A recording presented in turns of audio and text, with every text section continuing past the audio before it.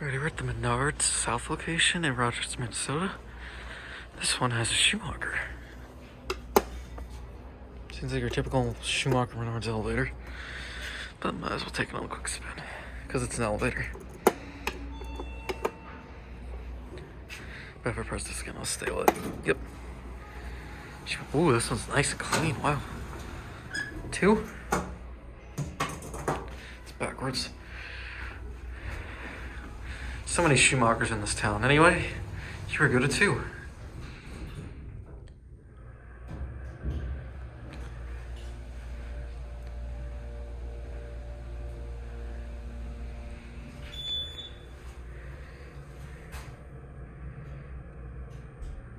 Wow, that ran really good.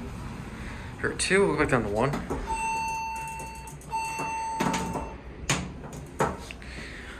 Here's your COP, 4,500 pound capacity, PTL/C's buttons, and 88 phone down there.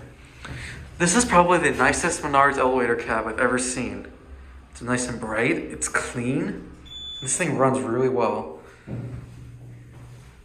I think this was installed very recently. On 2. I don't know, like 1 is still lit. There it goes. Here we go up to 2.